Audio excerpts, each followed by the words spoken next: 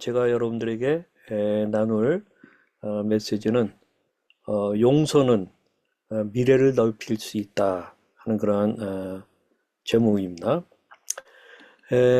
현대 사회의 관계 단절, 또 가족 갈등, 그리고 과거의 상처가 어떻게 우리 삶의 가능성을 좁히고 숨막히게 만드는가, 우리가 너무나도 잘 알고 있습니다.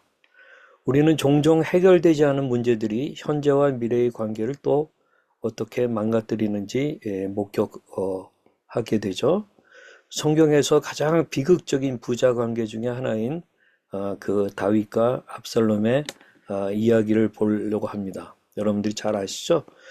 용서라는 선택이 얼마나 엄청난 잠재력을 가졌으며 동시에 얼마나 어렵고 실패하기 쉬운 일인지를 또 보도록 하겠습니다. 그들의 실패는 역설적으로 진정한 용서만이 열어갈 수 있는 넓은 미래를 가리킨다고 생각합니다. 제가 이제 압살롬과 다윗 이야기를 타임라인으로 아주 빠르게 여러분들에게 리마인드를 한번 해드리도록 하겠습니다. 첫째 비극의 시작이 사무엘하 13장에 나오죠. 압살롬의 이복형 암논이 압살롬의 누이 다말을 욕보이는 사건이 발생합니다. 압살롬은 이 일에 대해 겉으로 드러내지 않고 분노를 품습니다. 그러면서 이제 그 13장에 가게 되면은 2년 후에 그 압살롬은 암논을 잔치에 초대하여 죽이고 외가가 있는 그수랑 달메에게로 도피하여 3년간 망명 생활을 하게 됩니다. 그러면서 이제 예루살렘의 귀환의 장면이 14장에 나오는데 다윗의 군대 장관이었던 요압이 압살롬을 그리워하는 다윗의 마음을 알고 계략을 써서 압살롬이 예루살렘으로 돌아오게 합니다. 하지만 다윗은 압살롬을 보지 않고 별거하도록 그렇게 합니다. 거의 귀환 후 2년 동안이죠. 그러면서 이제 14장에 가게 되면은 화해를 하게 되는데 이건 정치적 화해죠. 2년 후 압살롬은 요압을 통해 다윗에게 나아가 얼굴을 뵙고 완전한 듯한 그러나 형식적인 화해를 이룹니다. 그렇게 되니까 압살롬은 반란을 준비하죠. 그러면서 사람의 마음을 훔쳐서 인기를 장악합니다. 그 15장의 이제 얘기인데 압살롬은 병거와 말을 준비하고 호위병 50명을 두면서 위세를 과시하기 시작합니다. 성문에서 송사로 오는 백성들에게 친절하게 대하면서 그들의 마음을 훔쳐서 백성들의 인심을 얻습니다. 약 4년 정도 소요가 됩니다. 그러면서 15장, 16장에 가면은 반란 선포 및 다윗의 어떤 도피하는 장면이 나와요. 압살롬은 헤브론으로 가서 자신이 왕이 되었음을 선포하며 반란을 일으킵니다.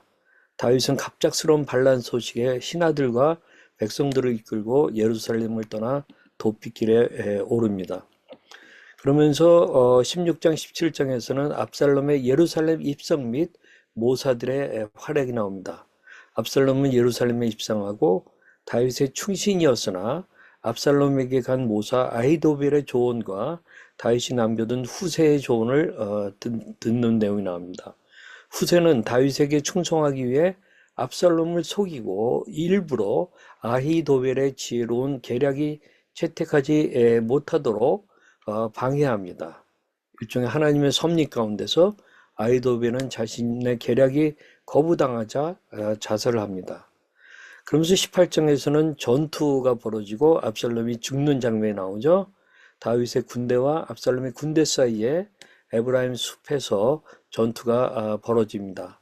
압살롬의 군대가 패하고 압살롬은 도망치던 중 상수리 나무 가지에 머리털이 걸려 매달립니다. 다윗은 압살롬을 해하지 말라고 명령했었지만 요압이 그를 찾아내 죽입니다. 그러면서 18장에 다윗이 아주 슬퍼하죠. 압살롬의 사망 소식을 들은 다윗은 내 아들 압살롬아, 내 아들 압살롬아, 내가 너를 대신하여 죽었다면 압살롬 내 아들아, 내 아들아 하면서 아주 통곡하며 깊이 슬퍼합니다. 그러면서 이제 다윗이 예루살렘에 귀환하고 이제 마무리되는 장면인데요. 요압은 슬픔에 잠긴 다윗을 책망하죠. 너무 어떻게 보면 그 압살롬을 죽여야 됐는데, 너무 슬퍼하니까, 우리가 뭐 때문에 이렇게 싸우냐 하면서 다윗을 책망하면서 백성들 앞에 나설 것을 촉구합니다. 다윗은 예루살렘으로 돌아오고 자신을 저주했던 시므이와 변절했던 무비보셋의 종 시바 등을 처리하면서 왕권을 재정비합니다. 그러면서 유다 지파와 이스라엘 지파 간의 갈등을 수습하며 다시 왕위에 복귀합니다. 자, 이런 이제 이 스토리들을 우리가 배경으로 깔고 오늘의 주제에 대해서 좀 생각하려고 합니다. 제가 이제 여러분들하고 같이 나누려고 하는 것은 용서는 미래를 넓힐 수 있다 하는 그러한 내용입니다. 용서라는 것은 힘들지만 미래를 넓혀준다 하는 그런 얘기입니다. 우선 우리가 이제 첫 번째 좀 보는 것은 다윗의 용서하지 않음이 어떻게 보면 미래를 좁히는 그런 일이 일어난 거에 대해서 한 번 더 보도록 하겠습니다.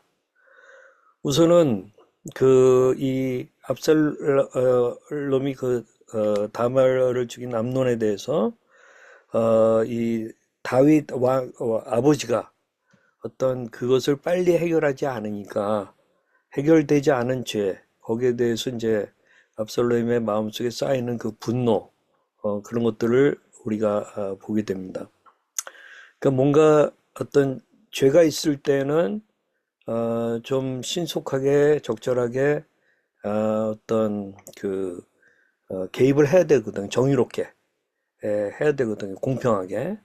근데 이제 그것이 해결되지 않고 쌓아두게 되니까 그 피해당한 사람 마음속에서는 분노가 쌓여가는 거죠.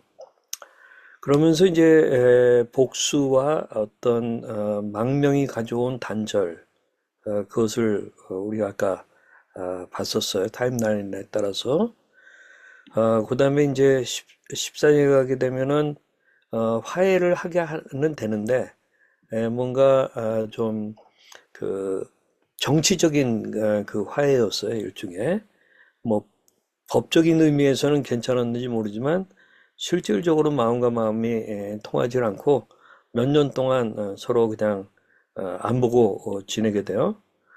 그래서 이제 불완전한 화해, 위에서 자란 야망, 이게 이제 압살롬의 마음이 점점 커지면서 반란을 도모하게 되는 그런 일이 일어납니다. 자, 이걸 보게 되면은 용서를 받아야 되고 또 용서를 해야 되고 하는 그런 것이 미래를 아예 그냥 좁혀버리는, 그리고 오히려 굉장히 안 좋은 상황으로 가게 만드는 그런 일이 일어나는 것을 보게 됩니다. 그러면서 이제 이게 불완전인데 잘못 썼네. 불완전하지만 뭔가 복음적으로 용서를 시도는 해요. 근데 좀 불완전해요.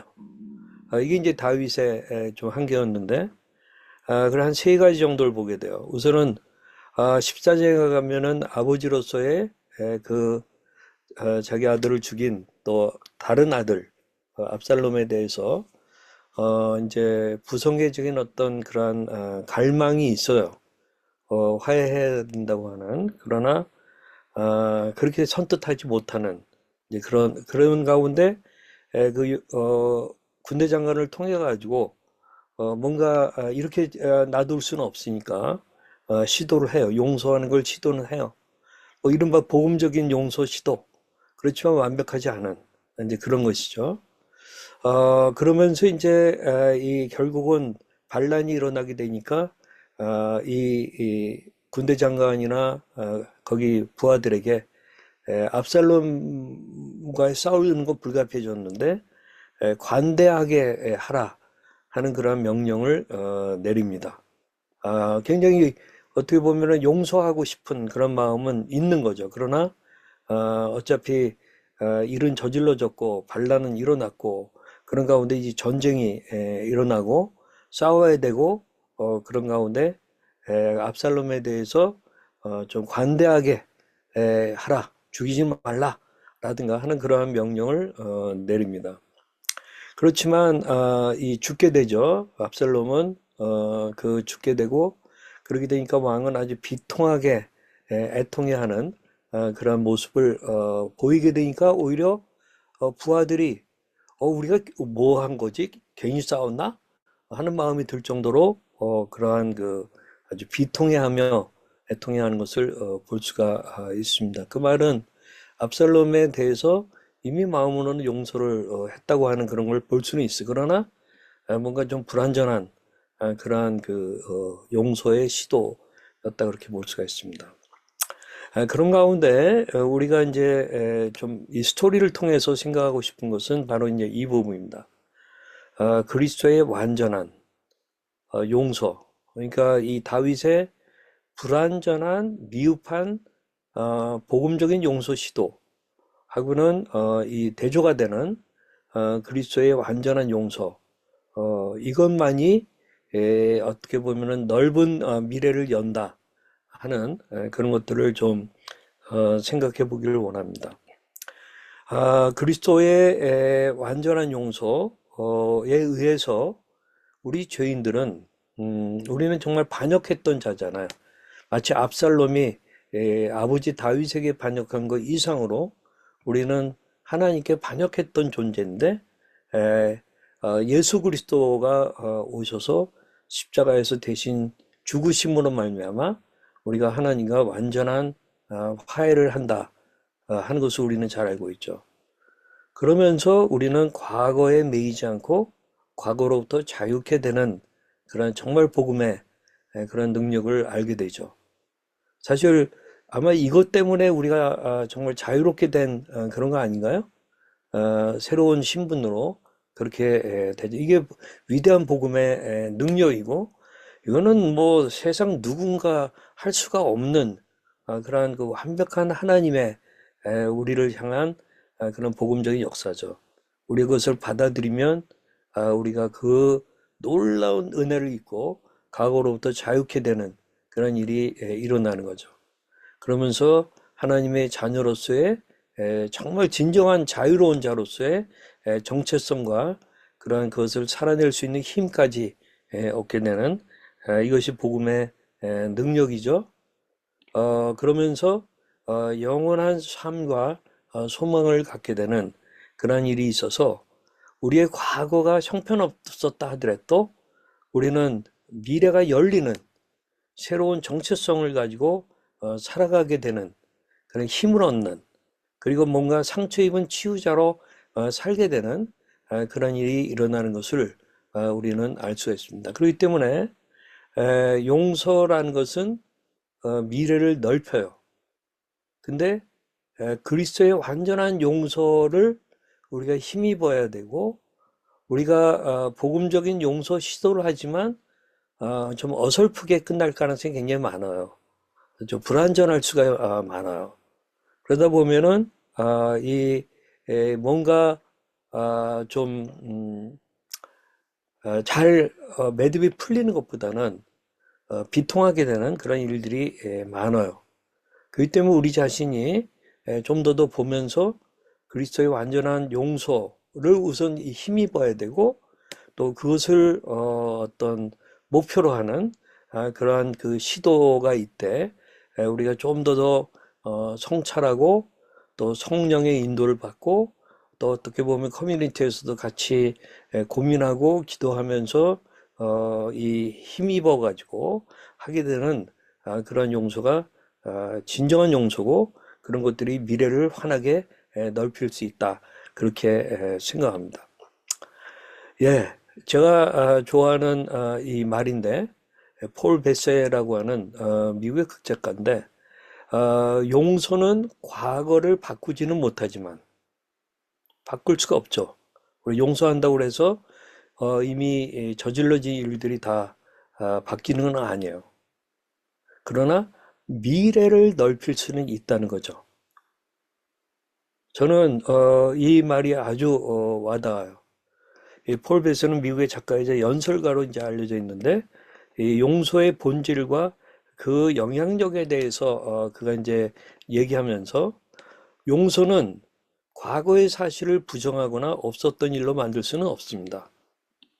하지만 용서는 과거에 얽매여 현재와 미래를 고통 속에서 보내는 것을 멈추게 한다는 것입니다. 용서는 우리 자신을 위한 행위입니다.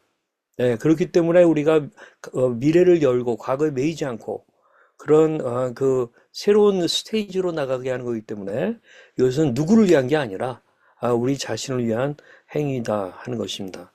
그래서 용서는 미래에 대한 새로운 가능성을 열어줍니다. 이것이 이제 용서의 본질과 그 영향력이고, 예, 우리는 이것을 이제 어렴풋하게나 알고 있죠. 그러나 우리가 조금 더 명확하게 붙잡았으면 좋겠다. 그렇게 생각하면서 이것은 우리 인간사에서 그 본질을 깨뜨려 보는 사람들의 말이고 또 이런 사례들은 꽤 있어요. 그런데 중요한 것은 우리 하나님의 우리를 향하신 그 용서의 그런 능력을 힘입는 거죠. 우리가 잘 알죠?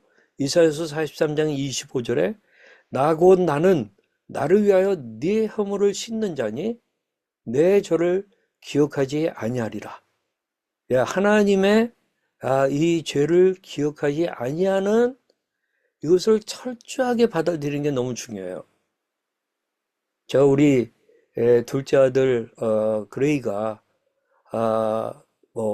그 하나님에 대한 그 마음은 굉장히 깊은데 얘가 이제 좀 피해망상 또는 종교망상 속에서 자기가 죄인이라고 하는 그런 사탄의 음성에 놀아날 때가 얼마나 많은지 몰라요. 그렇기 때문에 괴로워하는 거예요. 그렇기 때문에 죽고 싶다 하기도 하고 막 그러는 거예요.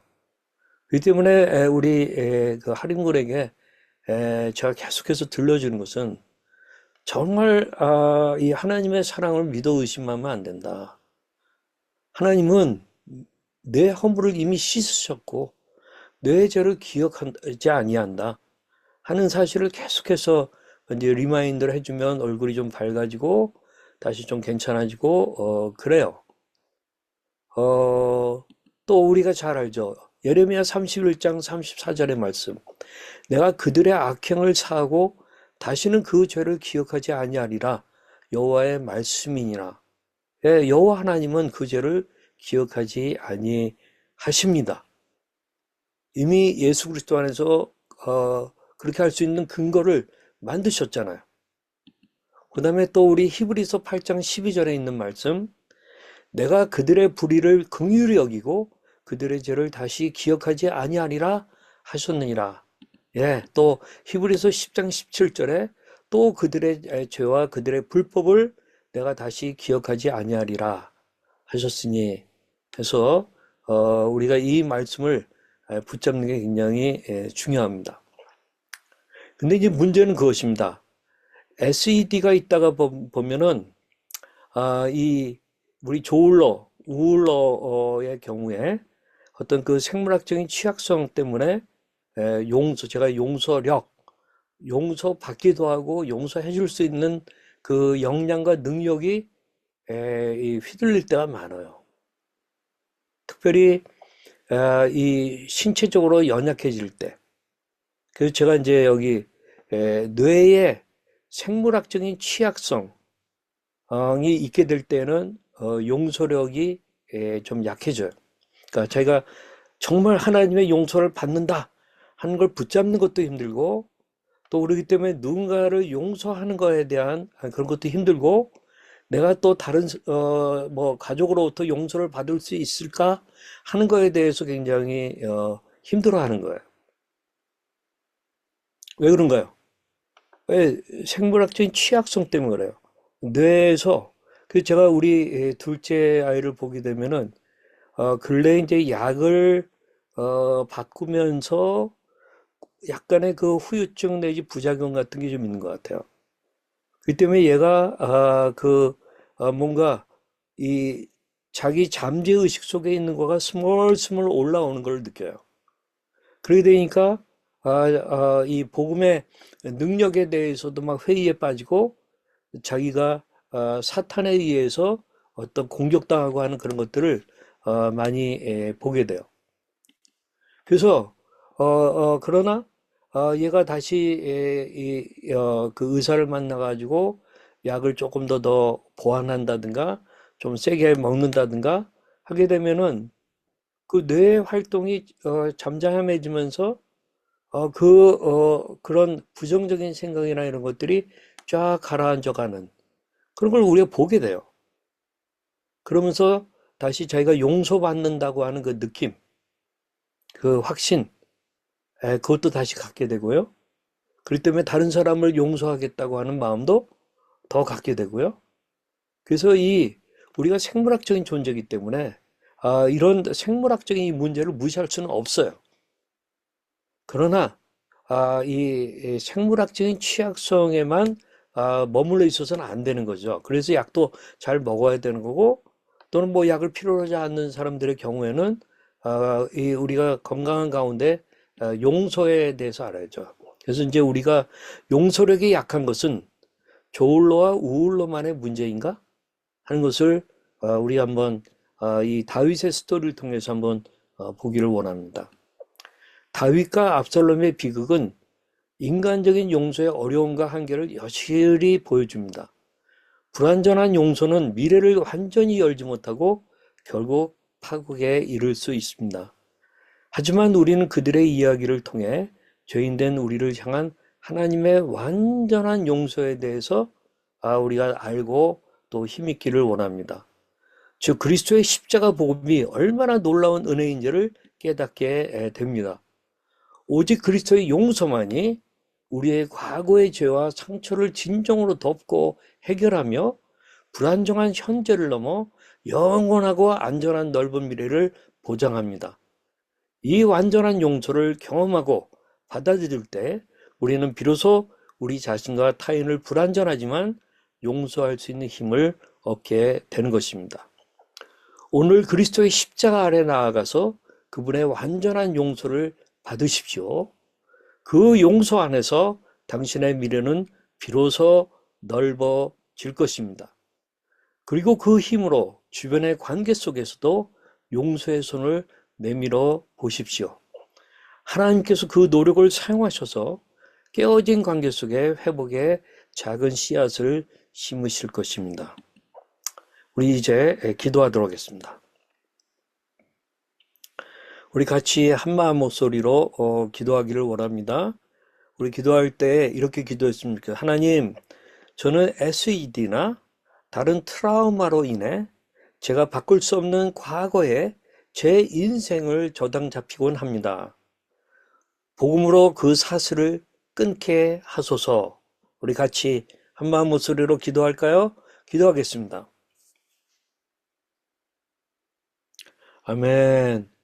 우리 이어서 또 하나님 그리스도의 완전한 용서에 힘입어 저와 우리 가정의 미래를 넓히는 그 용서력을 용서받는 거에 대한 확신도 용서력이고요. 또한 거기에 힘입어서 다른 사람을 용서할 수 있는 힘도 용서력입니다. 그래서 우리 가정의 미래를 넓히는 용서력을 키워 주소서. 우리 같이 한마음 목소리로 기도하시겠습니다. 아버지 하나님, 우리는 때로 이 생물학적인 취약성이 있고 또 환경적인 그런 스트레스로 인하여서 누군가를 용서하는 그런 것들이 무척 힘들고 또 우리 자신이 예수 그리스도의 보혈에 의지하여 용서받은 하나님의 자녀인 것을 확신하는 것조차 힘들 때가 많이 있습니다. 아버지 하나님, 이 시간 간절히 기도하오니 우리가 생물학적인 취약성을 또한 생물학적으로 필요한 개발된 그런 약들을 통하여서 잘 회복할 수 있도록 도와주시고 그런 가운데 여러 가지 잠재의식 속에 무의식 속에 스멀스멀 올라오고 있는 그러한 부정적인 생각들을 극복할 수 있는 은총을 주시기를 원합니다. 우리 하나님의 은총을 허락하여 주십시오. 왜 우리가 하나님 아버지 정상적으로 사고할 수 있는 그런 균형 잡힌 사고를 할 수 있는, 안정되게 사고할 수 있는 그런 역량을 허락하여 주시고, 그런 가운데 하나님, 우리가 SED나 다른 트라우마로 인해서 바꿀 수 없는 과거에 나의 인생을 저당 잡히며 살지 않도록 도와주시기를 원합니다. 예수 그리스도의 복음으로 그 사슬을 끊게 하여 주시옵소서. 그리고 하나님, 그리스도의 완전한 용서에 힘입어서 저와 우리 가정의 미래를 넓히는 용서의 근육을 키워갈 수 있도록 도와주시옵소서. 예수 그리스도의 이름으로 기도하였습니다. 아멘.